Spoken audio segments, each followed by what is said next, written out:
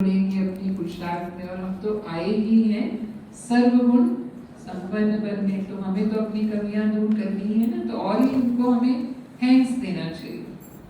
पर कई बार नहीं होती है, मानो वो कमी नहीं है हमारे अंदर और सामने वाला हमारे लिए गलत कर रहा है, ऐसे भी होता है। ये हिसाब किताब होते हैं, मानो गलत इल्जाम लग जाते हैं।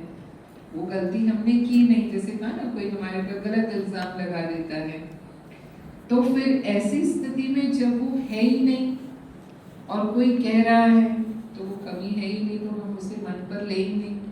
जो मेरी बात है ही नहीं तो हम उसे क्यों स्वीकार करेंगे, और स्वीकार नहीं करेंगे तो उसका हमें दुख नहीं होगा।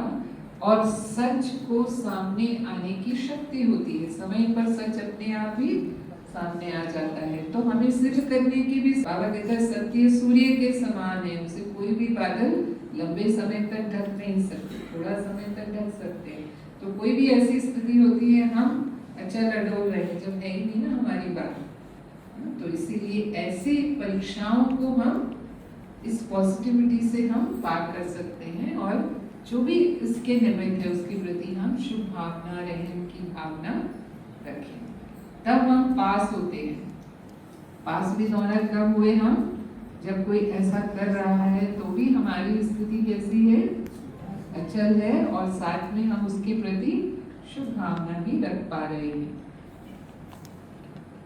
फिर कोई बीमार होते हैं, मानो अब जो बीमार होते हैं घर परिवारों में होते ही हैं, जो हमारे बुजुर्ग हैं, अधिक आयु के हैं, उनका शरीर कमजोर होता है, कई बार मानसिक रूप से भी वो उतने शक्तिशाली नहीं होते, इसीलिए उनको जल्दी गुस्सा आ जाता है, छोटी छोटी बात में उनको गुस्सा आ जाता है। फिर क्या होता है, हम भी गुस्से में आ जाते हैं, माना उनके साथ में हम भी गुस्से में आते हैं। स्थिति कैसी होती है घर में, तो यहाँ पर हमें उनकी स्थिति को समझना है कि इनकी आयु अधिक है और इनकी सहनशीलता इनकी शरीर की अवस्था के कारण कम है, हमें इनका सहयोगी बनना है।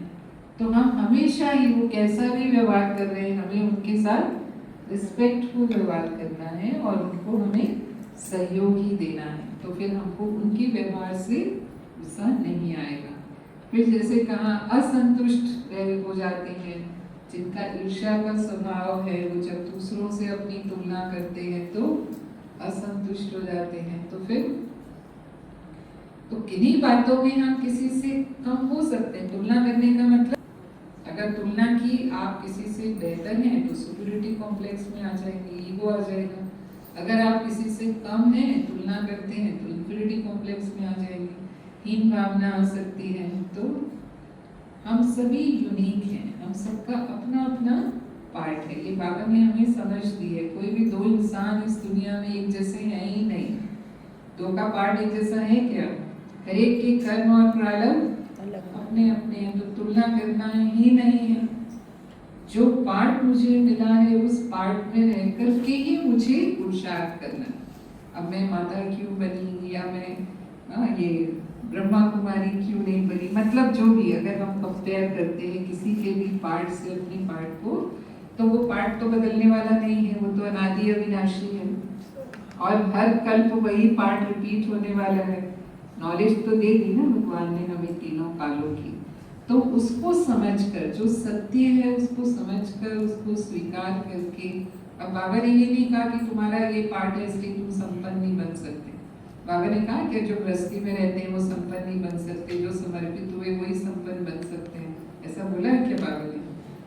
तो हम किसी भी पार्ट में हैं, हम पुरुषार्थ करेंगे, तीव्र पुरुषार्थ करेंगे, तो हम भी। ब्रह्मा बाबा क्या गृहस्थी नहीं था क्या? ब्रह्मा बाबा उम्र वाला नहीं था, तो बाबा ने करके दिखाया ना, और नंबर 1 गया।